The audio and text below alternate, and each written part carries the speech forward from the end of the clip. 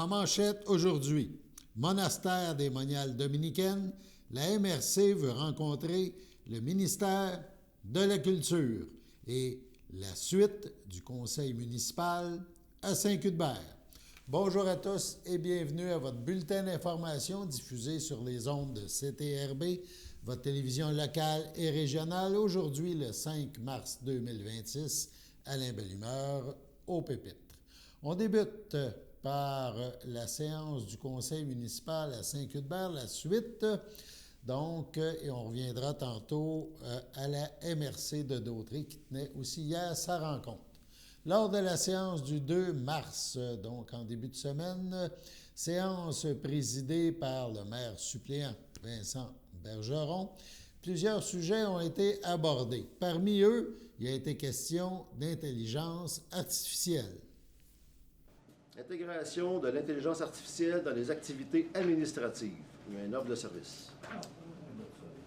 Oui, donc il y a une offre de service qui a été faite pour l'intégration d'un outil d'intelligence artificielle qui est spécialisé dans le milieu municipal.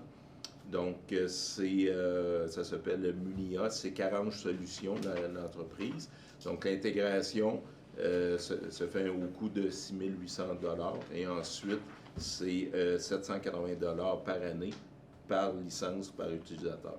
Donc, en fait, ça consiste essentiellement à augmenter la rapidité d'exécution des tâches cléricales. Donc, c'est pour la rédaction de règlements, de lettres, qu'on a fouillé dans les différents articles de droit municipal. Donc, ça accélère beaucoup le processus. Puis ça nous permet d'exécuter plus de tâches dans une semaine. Oui, puis, ouais. Éric? Élise. Élise Fafard. Il y a une petite discussion à savoir comment ça pouvait accélérer le processus. Là, c'est hallucinant. Puis, c'est un bel investissement. Ça va faire sauver de beaucoup de temps clérical, comme tu dis. Il a aussi été question de la maison de la famille et d'une autorisation de passage. Maison de la famille aux 4 vents, une demande d'appui financier. Oui, la Maison de la famille organise un événement qui s'appelle Fiesta Hawaïenne au centre-ville de Berthierville. Ils sollicitent les différentes municipalités dans lesquelles ils offrent des services à leur population. Ils offrent des services d'aide, de support et de référence aux familles de la région qui ont des besoins particuliers. Donc, en séance de travail, vous étiez entendu pour faire un don de 100 $ à l'événement. Charles Dion. Sylvain Toupin. Demande d'autorisation de passage pour le défi vélo 300 km pour la vie le 12 et 13 septembre 2026. Bon, c'est une résolution habituelle là, qui est demandée par le ministère des Transports et la Sûreté du Québec pour tous les événements qui doivent circuler sur la route 138. Donc, toutes les municipalités doivent autoriser ça pour des raisons de sécurité. Donc, Éric Deschaines. Richard. Annie. On va mettre Annie à la place de Richard. Oh, man. Parce qu'elle Éric et Annie. part de loin. D'accord. Autre dossier important, le prolongement de la rue Isabelle. On arrive dans le transport routier. Le règlement 370 autorisant les travaux de prolongement de la rue Isabelle et autorisant un emprunt. C'est l'adoption finale. Oui, donc il y a un règlement d'emprunt, évidemment, qu'on va faire autoriser par le ministère des Affaires municipales pour financer les travaux de prolongement de la rue Isabelle. En fait, c'est pour désenclaver le domaine Belle-Humeur, faire en sorte qu'il y ait plus qu'une sortie pour des raisons de sécurité. Donc, les travaux sont estimés au coût de 841 436 $. Donc, ça prend un proposeur, un appuyeur. Moi, je vais me retirer parce que des fois que mon frère est propriétaire de chaud, OK. mon père m'a retiré. OK. Donc, Élise. Éric Sortier, Élise Fafard et Richard Dion. On a aussi parlé de zonage, d'espace vert et ça touche cette fois la rue Vadnet.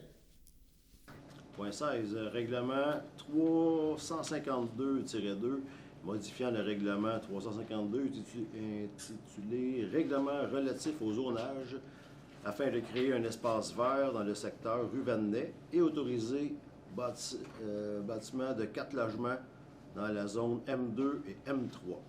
C'est une adoption finale. Oui, donc le règlement, les projets de règlement ont été certifiés conformes par la MRC, donc conformes au schéma d'aménagement de la MRC. Donc là, c'est l'adoption finale pour mettre en vigueur ce règlement-là. OK. Proposé? J'ai laissé les noms. Oui, les noms de. C'était moi puis toi. Ouais. Sylvain. Élise. Sylvain Toupin et Élise Fafard? Oui. On termine ce tour d'horizon du conseil municipal à Saint-Cuthbert en vous parlant du comité consultatif d'urbanisme. Point 18. Règlement numéro 371 constituant le comité consultatif d'urbanisme. Adoption finale. Oui, donc vous avez retravaillé le règlement pour constituer le CCU. C'est l'adoption finale. Le projet de règlement avait été adopté à la séance du 2 février. Éric Deschênes. Richard. Richard Dion.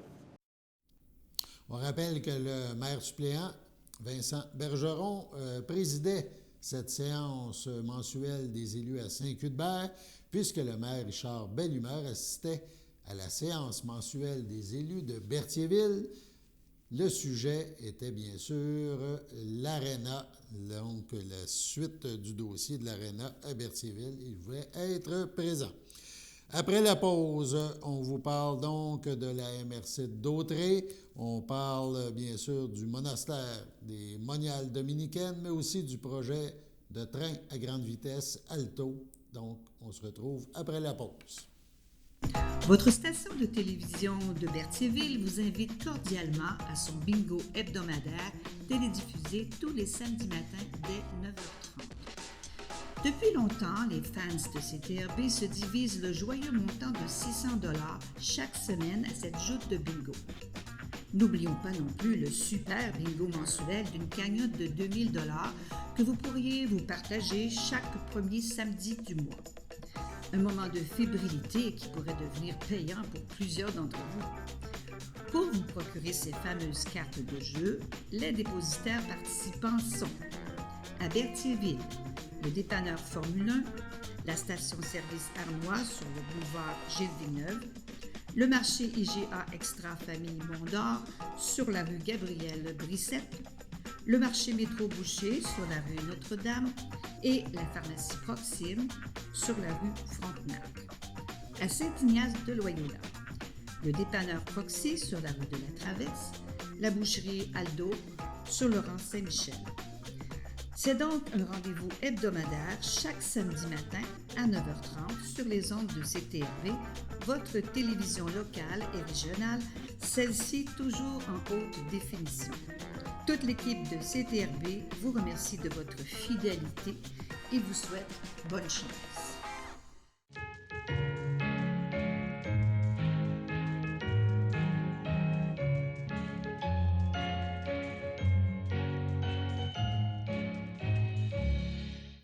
Voici donc les anniversaires en ce 5 mars 2026.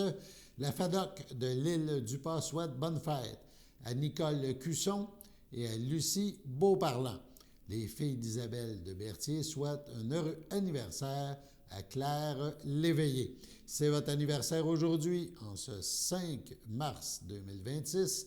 Eh bien, toute l'équipe de CTRB se joint à moi et vous souhaite bonne fête. Poursuivons maintenant avec la MRC de Dautrey. Mercredi, donc hier soir, c'était la réunion des maires. Différents sujets ont été abordés. Parmi ces sujets, 2 retiennent particulièrement notre attention. Il a été question d'une demande de rencontre avec le ministère des Communications et de la Culture du Québec.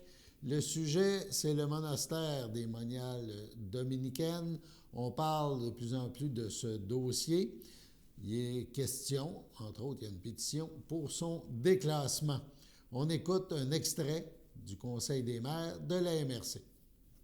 Point 5, demande de rencontre avec le ministère de la Culture et des Communications, ancien monastère démonial dominicaine. Donc, évidemment, c'est une demande de rencontre là, pour régler la problématique. On avait la résolution. Aviez-vous la résolution, M. Lahaye? Oui, on avait... là, elle est dans le... Vous l'avez lu? Oui. Je l'ai à part. OK, parce que vous la lire, étant donné que c'est sur le territoire de Berthier. Parfait. Considérant que l'immeuble connu sous le nom d'ancien monastère démonial dominicain était depuis le départ des membres de la communauté en 2011, considérant que les moniales dominicaines ont tenté de vendre l'immeuble pendant de nombreuses années sans résultat, considérant que les difficultés rencontrées par les moniales dominicaines pour vendre l'immeuble sont vraisemblablement liées à la difficulté de convertir cette construction qui possède une superficie importante d'environ 45 000 pieds carrés. Considérant que les moniales dominicaines ont finalement vendu le monastère de même que notre immeuble voisin plus petit pour une somme de 250 000 en 2019 à un acquéreur qui avait informé les moniales dominicaines qu'il comptait procéder à la démolition des deux immeubles. Considérant que le ministère de la Culture et des Communications était intervenu en 2019 pour empêcher la démolition de l'ancien monastère au moment où le nouveau propriétaire de l'immeuble s'apprêtait à procéder à sa démolition. Considérant que le ministre a procédé par la suite au ministère, a procédé par la suite au classement de l'ancien monastère, empêchant de ce fait sa démolition comme l'avait planifié le nouveau propriétaire. Considérant que l'ancien monastère semble être devenu un fardeau financier qui mène son propriétaire dans une impasse étant donné qu'il est dans l'impossibilité de procéder à sa démolition. Considérant que le classement de l'ancien monastère ne solutionne en rien la problématique liée à la conversion de cet immeuble que personne ne semble vouloir acquérir. Considérant que l'ancien monastère est inoccupé depuis maintenant 15 ans. Considérant que cet immeuble fait l'objet d'intrusions répétées, de vol, de vandalisme, et ce, depuis de nombreuses années, malgré les mesures de sécurisation mises en place. Considérant que les interventions policières ont été requises à de nombreuses reprises et qu'un incendie d'origine suspect a eu lieu au printemps 2022. Considérant que les préoccupations ont été exprimées quant aux risques potentiels pour la sécurité du public, des riverains, ainsi que pour les services d'urgence appelés à intervenir. Considérant que le Conseil de la MRC craint que la situation actuelle perdure encore pendant de très nombreuses années et qu'il juge impératif qu'une solution viable sur le long terme puisse être élaborée le plus rapidement possible. Considérant que dans le contexte d'une communauté de la taille de celle de Berthierville, un bâtiment vacant de la superficie de l'ancien monastère constitue une préoccupation importante. En conséquence, je propose de demander au ministère de la Culture et des Communications qu'une rencontre puisse se tenir dans les meilleurs délais afin que les représentants de la MRC puissent exprimer au ministère leurs préoccupations dans ce dossier, de convenir d'une feuille de route afin qu'une solution viable sur le long terme puisse être élaborée le plus rapidement possible. Et voilà. Donc, proposé par M. Lahaye, appuyé par M. Pfal, à ma droite, à ma gauche. Merci beaucoup. Merci, M. Lahaye. On poursuit avec la MRC de Dautrey. Un autre sujet qui fait jaser, c'est le projet de train à grande vitesse Alto.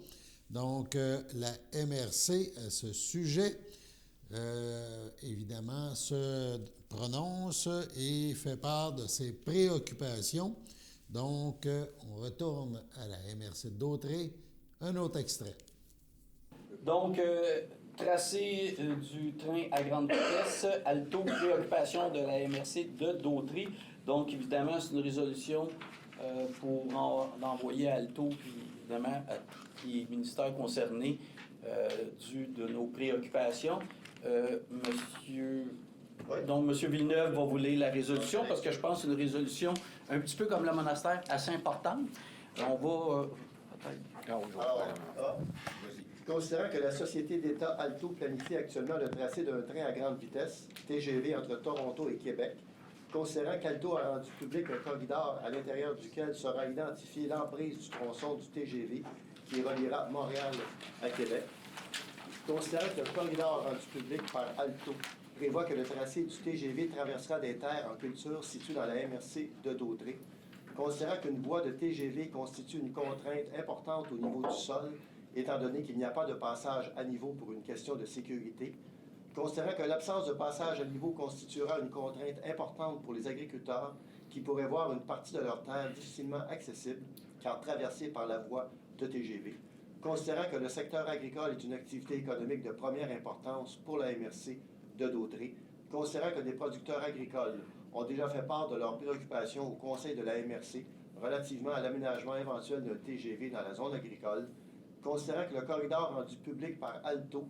laisse croire que la voie du TGV projetée traverserait le complexe tourbeux du delta de Lanoret, considérant que le complexe tourbeux du delta de Lanoret est un écosystème de première importance pour la faune, la flore et la disponibilité en eau souterraine à des fins agricoles et pour l'approvisionnement en eau potable d'une partie de la population, considérant que la MRC de Dautré examine d'autres impacts potentiels liés à l'aménagement éventuel du TGV sur son territoire, mais qu'il apparaît opportun, à ce stade-ci, de faire valoir certaines préoccupations. En conséquence, je propose d'exiger d'Alto que l'éventuel tracé du TGV sur le territoire de la MRC de Dautré soit conçu de façon à 1. Éviter de rendre difficilement accessible par les agriculteurs une partie de leur terre. 2. Éviter de perturber le complexe tourbeux du delta de Lanoret. Il convient évidemment de transmettre la présente résolution à Alto ainsi qu'au député fédéral de Berthier-Masquinongé, M. Yves Perron. Donc, proposé par M. Villeneuve, appuyé par M. Lahaye, à ma droite, à ma gauche. Et... Autre sujet discuté par les maires, il a été question de la diminution des subventions du ministère des Communications et de la Culture. On écoute. Point 24, culture. Dénonciation au ministère de la Culture et des Communications, diminution des subventions. Je pense que ça le dit, c'est très clair. Ça a coupé de quoi, de moitié dans la MRC? Oh, mais Plus que ça, hein? Ça allait trop bien. Ça allait trop bien. Oui. Ça allait trop bien. Le gouvernement, ça va trop bien, la culture. On va couper. On est loin de 70 Oui. 70 qui a été coupé en culture. Puis, c'est parce qu'ici, à la MRC, on est, je dirais, assez sensibilisés. On comprend que la culture, ben, c'est un moteur de développement économique. On dirait que c'est où la place où c'est facile, le plus rapide d'aller couper. Mais bon, donc proposé par Mme Desjardins. Oui, exactement. Appuyé par M. Desrochers, à ma gauche, à ma droite. Terminons cette visite à la MRC de Dautré lors de l'Assemblée de mercredi cette semaine. Il a été question du projet de schéma de couverture de risque incendie 2027-2037. On a adopté ce schéma. Point 27, sécurité incendie, projet de schéma de couverture de risque en incendie, évidemment. C'est 2027 à 2037. C'est pour adoption. Pour ça, c'est important de le dire. Donc, c'est le projet, on adopte. Par contre, on va avoir une consultation publique. Parce que, de par la loi, il faut avoir une consultation publique sur notre schéma de couverture de risque en incendie qui va avoir lieu le 25 mars à 19h. Donc, Mme Nolin, on peut peut-être envoyer l'invitation aux élus s'il y en a qui veulent être ici. Donc, proposé par M. Gravel, appuyé par M. Savignac, à ma droite, à ma gauche.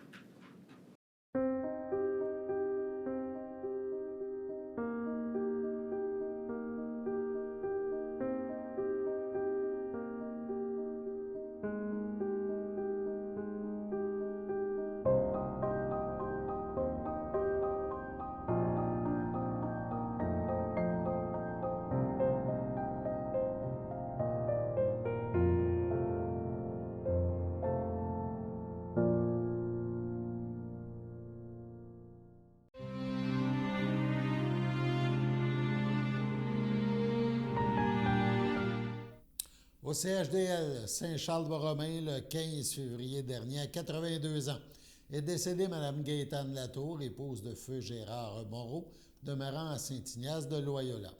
L'ayant précédé son fils Daniel, elle laisse dans le deuil ses fils Marc Moreau, Lucie Majot et Luc Moreau.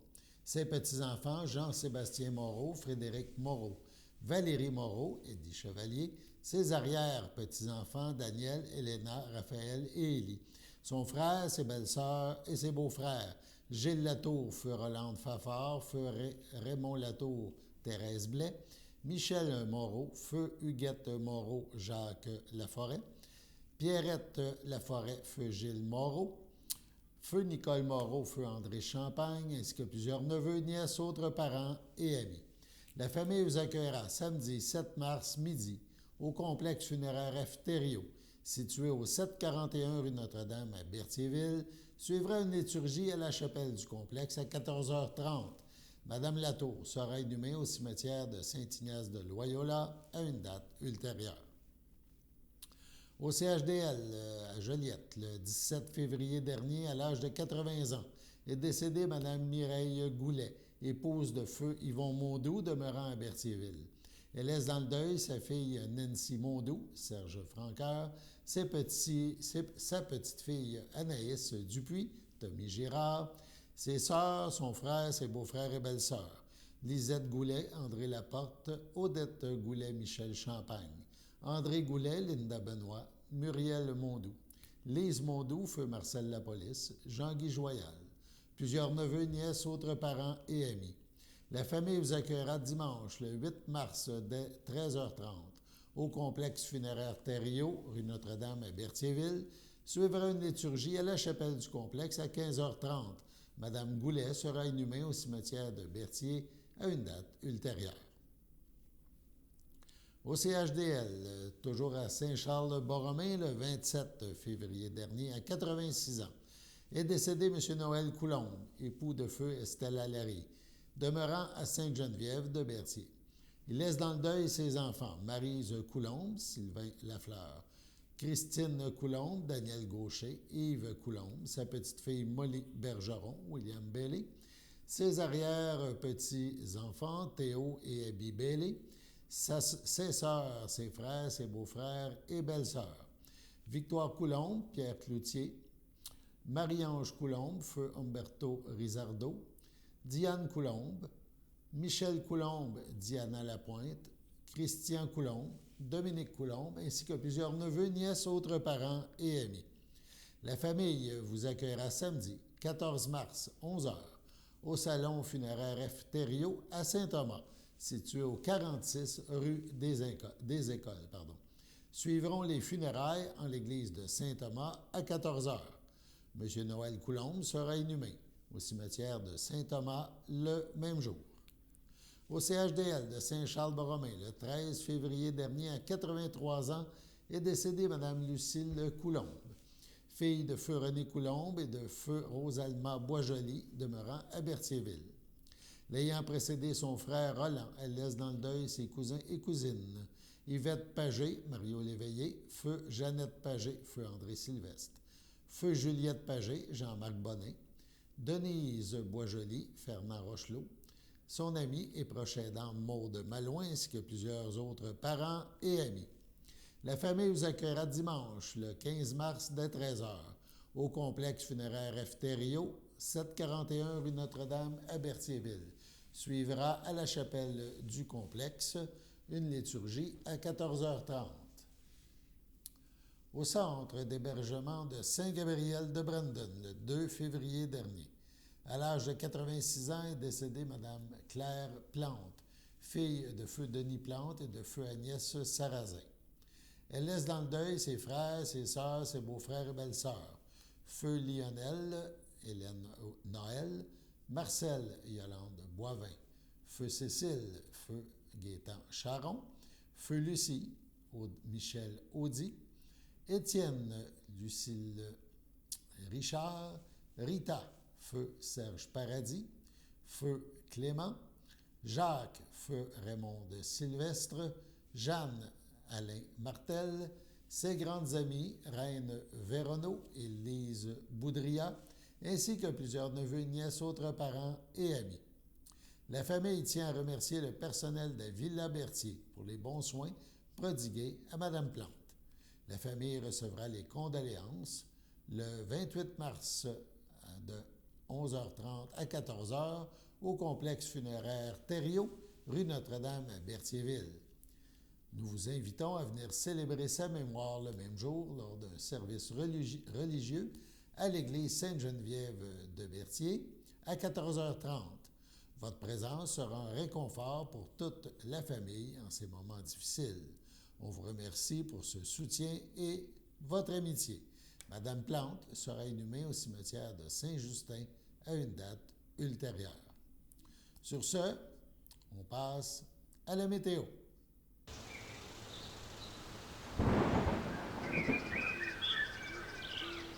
Bienvenue à votre météo de cette semaine. Aujourd'hui, jeudi soir, ce sera des passages nuageux, une température de moins 10, un temps ressenti de moins 18.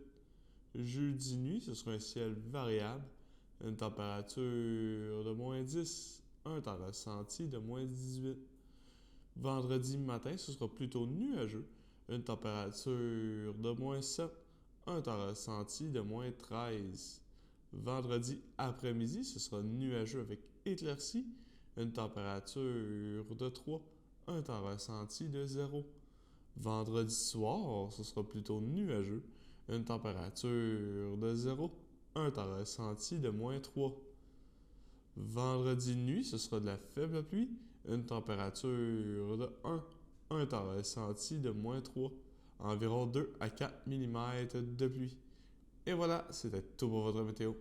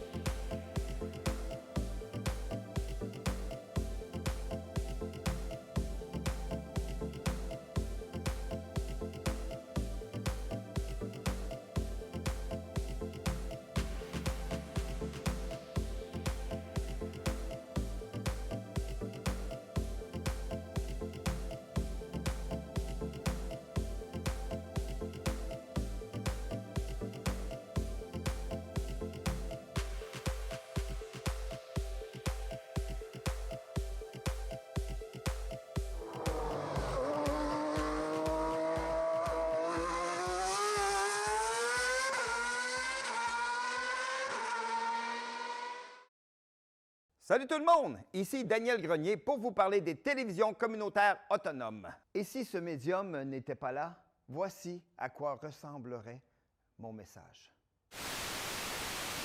Ça aurait pu être beaucoup plus triste si j'avais rajouté cette petite chanson triste. Mais bon, là n'est pas le point. Diversité de contenu, gestion indépendante locale, sans oublier une participation active à la communauté. Ensemble, encourageons les télévisions communautaires autonomes. J'ose ma télé communautaire.